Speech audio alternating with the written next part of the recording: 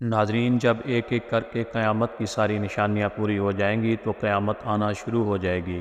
قیامت کی ابتدا نفخ صور سے ہوگی، جس کے بارے میں رسول اکرم صلی اللہ علیہ وسلم کا ارشاد گرامی ہے۔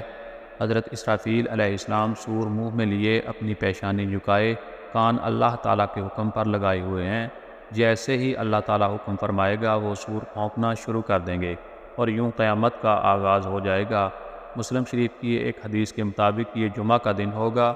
لوگ اپنے اپنے کاموں میں مشغول ہوں گے کہ اچانک مشرق و مغرب کے تمام لوگ ایک لمبی آواز سنیں گے جو آہستہ آہستہ اونچی ہوتی چلی جائے گی۔ اس نامنحوس آواز کی ہولناکی اور سختی کی وجہ سے لوگوں میں اضطراب اور بے چینی پھیلنی شروع ہو جائے گی۔ جب سور کی آواز بجلی کی کڑک کی طرح شدت اختیار کر جائے گی تب لوگ مرنا شروع ہو جائیں گے۔ جو آدمی جہاں ہوگا وہیں گر پڑے گا۔ جیسے جیسے سورہ اسرافیل بلند ہوتی چلے جائے گی ویسے ویسے نظام کائنات درہم برہم ہونا شروع ہو جائے گا۔ زمین آندھی میں ہچکولے کھانے والی قندیل کی طرح زلزلوں کی زد میں آ جائے گی۔ پہاڑ گرد و غبار بن کر اڑنے لگیں گے۔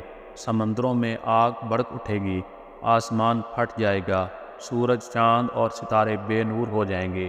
تمام مخلوق، انسان، جن اور فرشتے فنا ہو جائیں گے۔ حتیٰ کہ ملک الموت حضرت اسرائیل علیہ السلام بھی اپنی روح اللہ تعالیٰ کے حوالے کر دیں گے۔ ہر جاندار اور غیر جاندار چیز فنا ہو جائے گی۔ صرف اللہ تبارک و تعالیٰ کی وحدہ لا شریک ذات ہی باقی رہ جائے گی۔ اور اللہ تبارک و تعالیٰ کا یہ ارشاد پورا ہو جائے گا، ہر چیز جو اس زمین پر ہے فنا ہونے والی ہے اور صرف تیرے رب ذوالجلال والاکرام کی ذات ہی باقی رہنے والی ہے۔ پھر جب ہر چیز فنا ہو جائے گی تو اللہ سبحانہ و تعالیٰ اعلان فرمائے گا، دنیا میں جبار بننے والے کہاں ہیں؟ دنیا میں متکبر بننے والے کہاں ہیں؟ آج کے روز بادشاہی کس کی ہے؟ ایک طویل سناٹے کے بعد اللہ رب العزت خود ہی اس سوال کا جواب ارشاد فرمائیں گے، آج کے روز بادشاہی صرف اللہ قہار کی ہے۔ پھر ایک طویل مدت جس کا علم اللہ تعالیٰ کو ہے سکوت اور سناٹے میں گزر جائے گی۔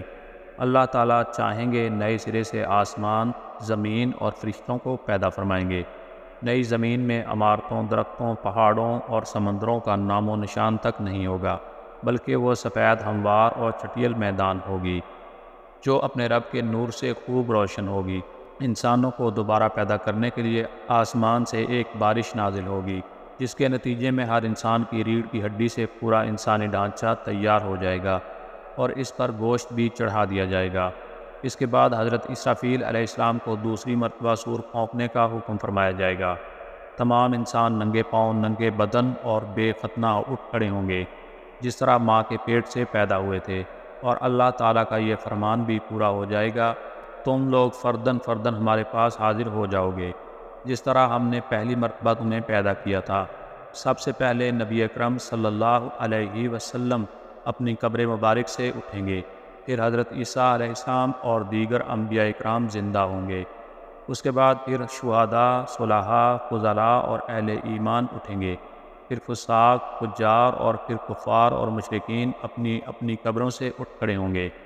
قبروں سے کافر، مشرک، فاسق اور فاجر لوگ اپنے اپنے اعمال کے مطابق اٹھیں گے۔ کوئی اندھا، کوئی بہرا، کوئی لنگڑا، کوئی چونٹی کی شکل میں اور کوئی سر کے بل اٹھے گا۔ کافر اس غیر متوقع زندگی کے مناظر دیکھ کر شدید خوف اور دہشت کی کیفیت میں مبتلا ہو جائیں گے۔ ان کی آنکھیں پتھرائی ہوئی ہوں گی اور دل کانپ رہے ہوں گے، کلیجے منہ کو آئے ہوئے ہوں گے۔ کوئی غم گسار اور مددگار نہیں ہوگا، نہ ہی کوئی دوسرے کی طرف دیکھنے یا دھیان دینے والا ہوگا۔ اہل ایمان بھی اپنے اپنے ایمان اور اعمال کے مطابق قبروں سے اٹھیں گے۔ شہید اپنی شہادت کے تازہ بہتے ہوئے خون کے ساتھ اٹھے گا۔ حالت احرام میں فوت ہونے والا حاجی تلبیہ پکارتے ہوئے اٹھے گا۔ اہل ایمان کے لیے دوبارہ زندگی خلاف توقع نہیں ہوگی، لہٰذا ان پر خوف اور دہشت کی وہ کیفیت طاری نہیں ہوگی جو کفار اور مشرکین پر ہوگی۔ قبروں سے اٹھتے ہی ہر انسان پر دو فرشتے مقرر کر دیے جائیں گے جو اسے میدان حشر میں پہنچا دیں گے۔ یاد رہے کہ ملک شام کا علاقہ میدان حشر ہوگا، لوگوں کو اپنی اپنی قبروں سے اٹھ کر وہیں پہنچنا ہوگا۔ کفار میں سے جو لوگ اپنی قبروں سے اندھے اٹھیں گے وہ ٹھوکریں کھاتے، گرتے پڑتے وہاں پہنچیں گے۔ جو لوگ چونٹیوں کے جسم میں اٹھیں گے وہ لوگوں کے پاؤں تلے روندے اور کچلے جا رہے ہوں گے۔ جو لوگ سر کے بل اٹھیں گے وہ انتہائی ذلت اور رسوائی کے ساتھ یہ سفر طے کریں گے۔ بعض کافروں کو ایک آگ ہانک کر میدان حشر میں لے جائے گی۔ کافر جہاں کہیں تھک کر ہار کر رکیں گے آگ بھی وہیں رک جائے گی، اور جہاں چلیں گے آگ بھی ان کے ساتھ چلنا شروع کر دے گی۔ اہل ایمان بھی اپنے اپنے عقائد اور اعمال کے مطابق حشر میں پہنچیں گے۔ بعض لوگ پیدل پہنچیں گے، بعض لوگ اونٹوں پر سوار ہوں گے، کسی اونٹ پر ایک، کسی اونٹ پر دو اور کسی پر چار، حتیٰ کہ 10 آدمی بھی ایک اونٹ پر سوار ہوں گے۔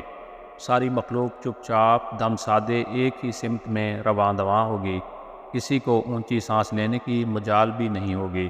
ہر آدمی کو احساس ہوگا کہ آج امتحان زندگی کا نتیجہ نکلنے والا ہے۔ جب ساری مخلوق میدان حشر میں پہنچ جائے گی تو اعلان کیا جائے گا، مجرموں آج کے روز تم نیک لوگوں سے الگ ہو جاؤ۔ یہ سن کر سب لوگ الگ الگ گروہوں میں تقسیم کر دیے جائیں گے۔ سورج کی پرستش کرنے والوں کا گروہ، ستاروں کی پوجا کرنے والوں کا گروہ، آگ کی پرستش کرنے والوں کا گروہ، بتوں کی پرستش کرنے والوں کا گروہ، منافقین اور مرتدین کا گروہ ایک طرف، اور دوسری طرف ایمانداروں کو ان کے عقائد اور اعمال کے مطابق الگ الگ گروہوں میں تقسیم کر دیا جائے گا۔ علماء علماء کے ساتھ، صلحاء صلحاء کے ساتھ، عابد عابدین کے ساتھ، متقین متقین کے ساتھ، خاشعین خاشعین کے ساتھ، شہید شہداء کے ساتھ، مجاہد مجاہدین کے ساتھ، حافظ قرآن حفاظ کے ساتھ، قراء حضرات قرآن کے ساتھ، سخی سخیوں کے ساتھ، عادل عادلوں کے ساتھ اور رحم دلوں کے ساتھ ملا دیے جائیں گے۔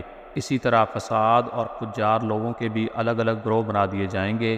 بے نمازی بے نمازیوں کے ساتھ، روزہ نہ رکھنے والے بے روزہ داروں کے ساتھ، زکوٰۃ نہ دینے والے مانعین زکوٰۃ کے ساتھ، نافرمان اولاد والدین کے نافرمانوں کے ساتھ، قاتل قاتلوں کے ساتھ، ڈاکو ڈاکوؤں کے ساتھ، شرابی شرابیوں کے ساتھ، زانی زانیوں کے ساتھ، سود خور سود خوروں کے ساتھ، رشوت خور رشوت خوروں کے ساتھ، ظالم ظالموں کے ساتھ، غاصب غاصبوں کے ساتھ، خائن خائنوں کے ساتھ، کفار سے دوستی کرنے والے کفار سے دوستی کرنے والوں کے ساتھ، کفار سے مشابہت اختیار کرنے والے کفار سے مشابہت اختیار کرنے والوں کے ساتھ۔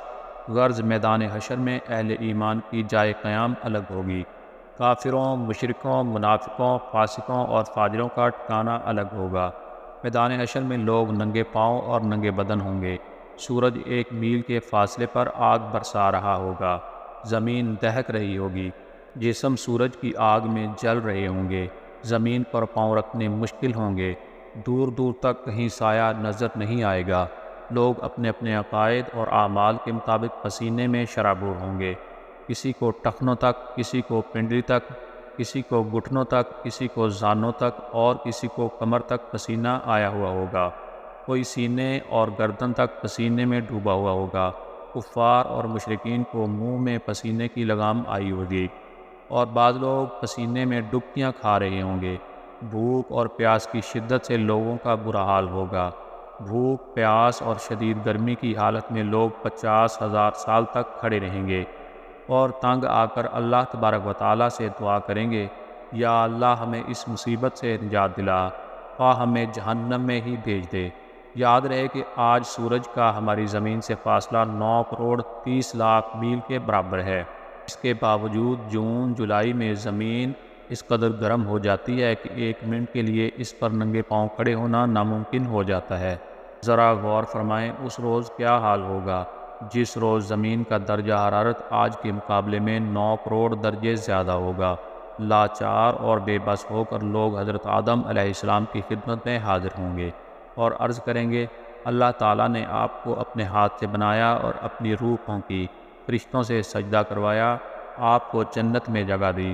لوگ حضرت آدم علیہ السلام کی خدمت میں عرض کریں گے، آج کے دن آپ ہمارے لیے سفارش کر دیں کہ اللہ تعالیٰ حساب کتاب شروع کر کے ہمیں حشر کی تکلیف سے نجات دے دے۔ حضرت آدم علیہ السلام ارشاد فرمائیں گے کہ آج میرا رب اس قدر غصے میں ہے کہ اس طرح اس سے پہلے کبھی نہ ہوا ہے اور نہ آئندہ ہوگا۔ مجھ سے جنت میں اللہ تبارک و تعالیٰ کی نافرمانی ہو گئی تھی، جس کی وجہ سے مجھے اپنی جان کی فکر ہے، لہٰذا میں سفارش نہیں کر سکتا۔ تم لوگ حضرت نوح علیہ السلام کے پاس چلے جاؤ۔ لوگ حضرت نوح علیہ السلام کی خدمت میں حاضر ہوں گے اور اپنا مدعا بیان کریں گے۔ حضرت نوح علیہ السلام بھی یہی کہیں گے کہ آج میرا رب اتنے غصے میں ہے کہ اس سے پہلے کبھی اتنا غصہ نہ آیا۔ اور نہ بعد میں آئے گا۔ میں نے دنیا میں اپنی قوم کے لیے بد دعا کی تھی، جس کے نتیجے میں وہ ہلاک ہو گئی۔ آج مجھے اپنی جان کی فکر ہے، میں سفارش نہیں کر سکتا۔ تم لوگ حضرت ابراہیم خلیل اللہ علیہ السلام کے پاس چلے جاؤ، وہ ضرور سفارش کریں گے۔ لوگ حضرت ابراہیم علیہ السلام کی خدمت میں حاضر ہوں گے اور عرض کریں گے کہ آپ اللہ کے نبی اور اس کے خلیل ہیں، اپنے رب کے حضور سفارش کر دیں۔ آپ دیکھ رہے ہیں کہ ہماری کیا حالت ہو رہی ہے۔ حضرت ابراہیم علیہ السلام بھی وہی بات فرمائیں گے جو حضرت آدم علیہ السلام اور حضرت نوح علیہ السلام نے فرمائی تھی کہ آج میرا رب اس قدر ناراض ہے کہ اس سے پہلے کبھی اتنا ناراض نہیں ہوا اور نہ ہی اس کے بعد کبھی ہوگا۔ میں نے دنیا میں 3 جھوٹ بولے تھے جس کی وجہ سے آج مجھے اپنی جان کی فکر ہے، کہیں اللہ تعالیٰ پاس پرس نہ کر لیں۔ لہٰذا تم لوگ حضرت موسیٰ علیہ السلام کے پاس چلے جاؤ۔ لوگ حضرت موسیٰ علیہ السلام کی خدمت میں حاضر ہوں گے اور عرض کریں گے اللہ تعالیٰ نے آپ سے ہم کلام ہو کر سارے لوگوں پر آپ کو فضیلت دی۔ آپ دیکھ رہے ہیں ہماری حالت کیا ہو رہی ہے، آپ اپنے رب کے حضور ہماری سفارش کر دیں۔ حضرت موسیٰ علیہ السلام فرمائیں گے آج تو میرا رب اس قدر غصے میں ہے کہ اس سے پہلے کبھی نہ ہوا اور نہ بعد میں ہوگا۔ میں نے دنیا میں ایک آدمی کو قتل کر دیا تھا جس کی وجہ سے مجھے اپنی جان کی فکر ہے، لہٰذا میں سفارش نہیں کر سکتا۔ تم لوگ حضرت عیسیٰ علیہ السلام کے پاس چلے جاؤ۔ لوگ حضرت عیسیٰ علیہ السلام کے پاس حاضر ہوں گے اور عرض کریں گے آپ اللہ کے رسول اور اللہ کی روح ہیں، آپ ہماری حالت دیکھ رہے ہیں، اپنے رب سے ہمارے لیے سفارش کریں۔ حضرت عیسیٰ علیہ السلام بھی وہی جواب دیں گے کہ آج میرا رب اس قدر غصے میں ہے کہ اس سے پہلے کبھی نہ ہوا اور نہ کبھی آئندہ ہوگا۔ تم لوگ حضرت محمد مصطفیٰ صلی اللہ علیہ وسلم کے پاس چلے جاؤ، وہ ضرور تمہاری سفارش کریں گے۔ پھر لوگ امام الانبیاء حضرت محمد مصطفیٰ صلی اللہ علیہ وسلم کی خدمت میں حاضر ہوں گے اور عرض کریں گے کہ آپ اللہ کے رسول اور خاتم الانبیاء ہیں، آپ ہماری حالت کا اندازہ بخوبی لگا سکتے ہیں۔ اپنے رب کے حضور سفارش کریں کہ وہ ہمارے حساب کتاب کا آغاز فرمائے۔ نبی اکرم صلی اللہ علیہ وسلم ارشاد فرمائیں گے ہاں میں ہی آج کے روز سفارش کے لائق ہوں۔ چنانچہ نبی اکرم صلی اللہ علیہ وسلم کو میدان حشر سے شفاعت کے بلند ترین مقام محمود پر پہنچا دیا جائے گا جو جنت میں عرش الہی کے نیچے ہوگا۔ وہاں پہنچ کر آپ صلی اللہ علیہ وسلم اپنے رب کے حضور سجدے میں گر پڑیں گے اور اللہ تعالیٰ کی حمد و ثنا کریں گے۔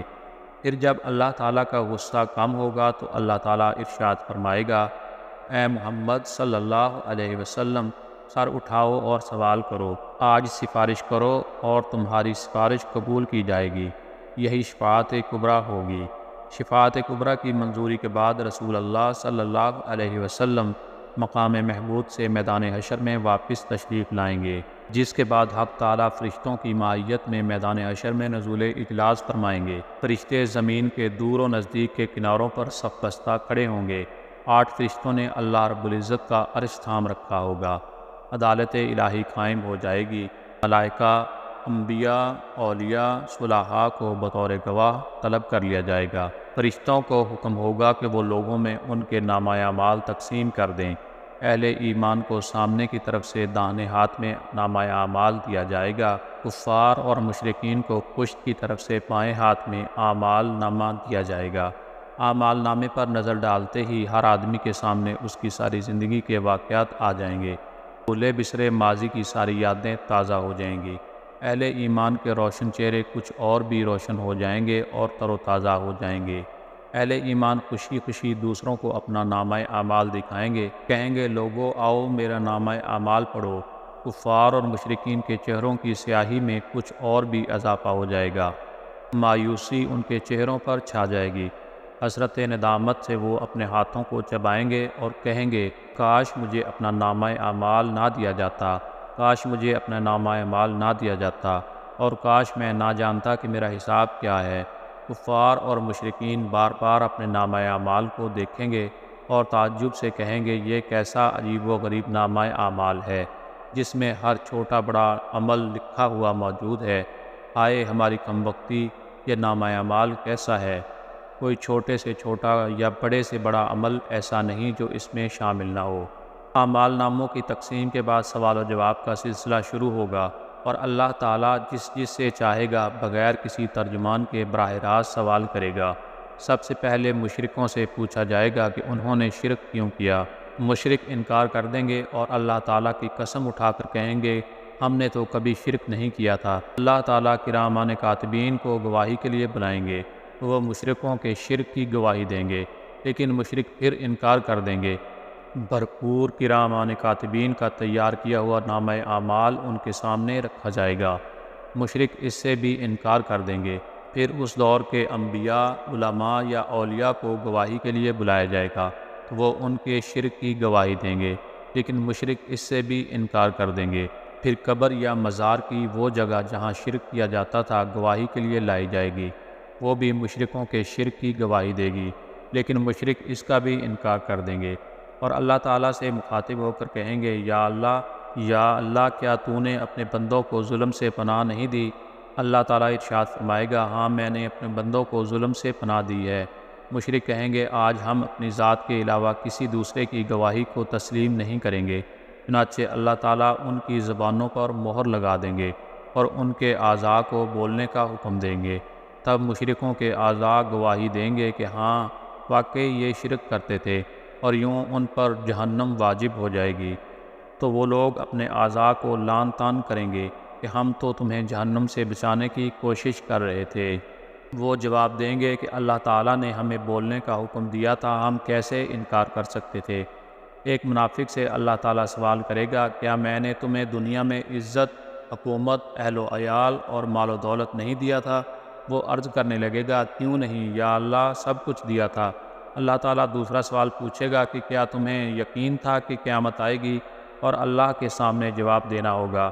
منافق کہے گا ہاں اللہ تعالیٰ مجھے پورا یقین تھا۔